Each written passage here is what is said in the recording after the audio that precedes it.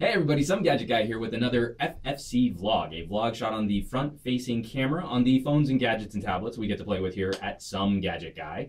This vlog is shot on the front-facing camera on the Nokia Lumia Icon. I'm still somewhat disappointed that even with the developer preview, the Windows Phone 8.1, that it doesn't seem like Windows Phone can support 1080p video from the front-facing camera, so this is still locked down at 720p. For 720p, it looks pretty good, but I really hope we can take that resolution step up soon in a future Windows Phone update. And this vlog is a quick rant about smartwatches, specifically the gesture support on the Samsung Gear 2 smartwatch. Man, the white balance on this camera gets really screwy. I've been earnestly trying to use Samsung's ecosystem for a couple weeks now. I tend to appreciate tools that are a little bit more open. You know, watches that I can use with any phone, services that I can use with any device that don't lock me down into one particular manufacturer's ecosystem. But I've been earnestly playing with the Gear 2 and the GS5 just to see what that experience is like. Now, I'll have a proper wrap-up review on the Gear 2 and all of the various Samsung services that you get to play with when you just play with Samsung's ecosystem. But for now, I've realized there's one aspect of the Gear 2 which drives me absolutely nuts. When we think about watches, what do we think about? We think about small pieces of information that are easily accessible to the eye with a quick gesture or quick tilt. I mean, think about it. You can always count on a watch for at least one piece of information. No matter what you're doing, you can look down and see what time it is. While using the Gear, the thing that I've noticed is Samsung has had to make a subtle compromise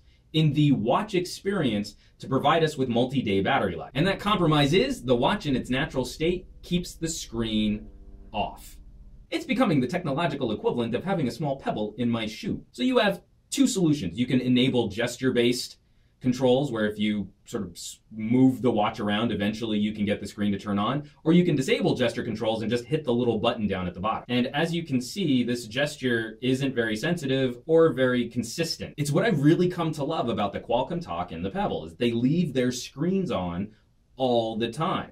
And they don't need a super bright backlight to overcome outdoor viewing situations. And I don't want to seem like I'm picking on the Gear too much, because overall I actually have enjoyed the experience that the Gear brings to the table. But for all of the amazing technology that Samsung has crammed into this tiny little device, it does actually make me kind of wish that they had been able to replicate the traditional watch experience a little bit better. And I really hope that future smartwatches like the Moto 360, the LG G Watch, whatever Apple might have up their sleeves, are able to better replicate this experience than the on-off experience found on the Gear. Just a reminder, this FFC vlog was shot on the front-facing camera on the Nokia Lumia Icon, which will also be very similar to the Lumia 930 due out later this year. And fingers crossed that eventually Windows Phone is able to crest into the world of 1080p front-facing video. As always, folks, thanks so much for watching my videos, sharing my videos, subscribing to my channel, leaving me all those amazing comments that you leave on my videos. I've always appreciated the discussion we get into.